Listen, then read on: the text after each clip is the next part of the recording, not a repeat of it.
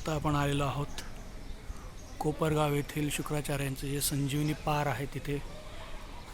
संजीवनी पार म्हणजे इथे गुरु शुक्राचार्यांनी संजीवनी जी विद्या आहे प्राप्त केली त्याच्याबद्दल ही सगळी माहिती इथे दिलेली आहे. तुम्ही पॉज करून ही वाचू शकता. खूपच छान सुंदर भव्य दिव्य असं हे वातावरण. मंदिर हे महादेवाचं मंदिर आहे.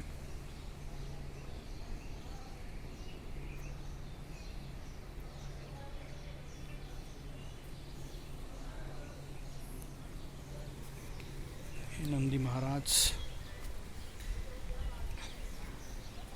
इथे आहे श्री दत्त मंदिर.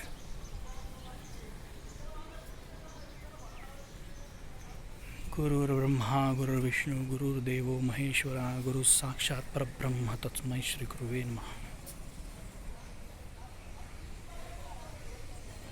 हे आहे दत्त मंदिर. हे आहेत आहे नंदी महाराज. ओम नमः शिवाय.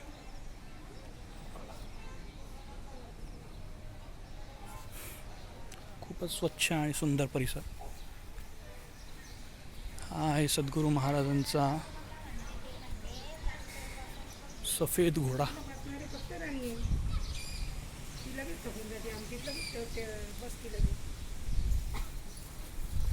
त्यानंतर आपण महत्त्वाचे जे ठिकाण आहे त्या ठिकाणाला आता भेट देत आहोत. हेच ते ठिकाण. ह्याच ठिकाणाला संजीवनी पार असं म्हटलं जातं. इथे हे महादेवाचे पिंड आहे आणि ह्या इथं पिंपळाचं छान असं झाड आहे.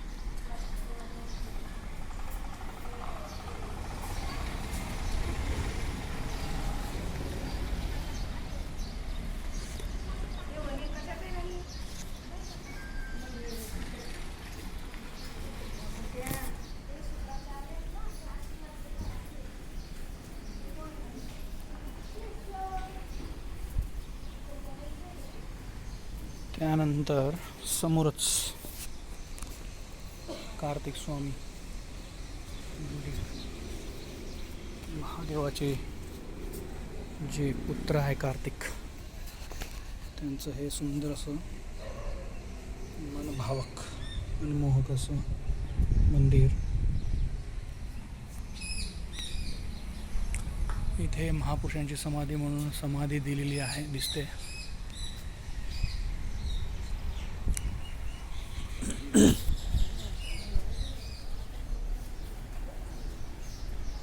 त्यानंतर इथे आहे गणपती मंदिर, गणेश मंदिर. वक्रतुंड महाकाय सूर्यकोटी समप्रभ निर्विघ्नं कुरु मे देव सर्वकार्येषु सर्वदा.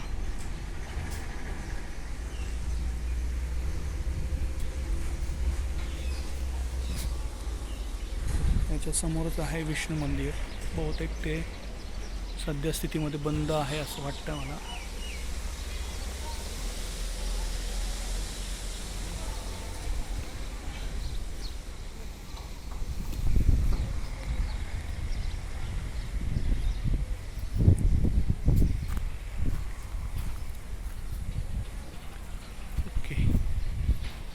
इकडून दर्शनासाठी त्यांनी व्यवस्था केलेली आहे आणि तिथे जाता येऊ शकत नाही असं वाटतंय मला. इथे गुप्त भुयारी मार्ग एक आख्यायिका म्हणून त्याबद्दल सगळी माहिती दिलेली आहे. तुम्ही पॉज करून ते वाचू शकता. त्यानंतर इथे सुंदर अशी कलाकृती गुरु शुक्राचार्य आणि त्यांचे शिष्य कचदेव यांची सुबक अशी मूर्ती तुम्हाला इथे बघायला मिळेल. खूपच सुंदर अशी मूर्ती आहे. रेखीव सजीव देखावा.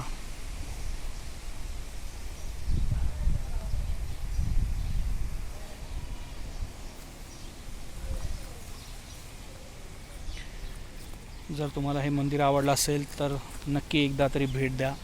खूपच सुंदर असं वातावरण, परिसर, निसर्ग याने असं हे नटलेलं मंदिर. चला तर भेटूया नंतरच्या मंदिरामध्ये लवकरच.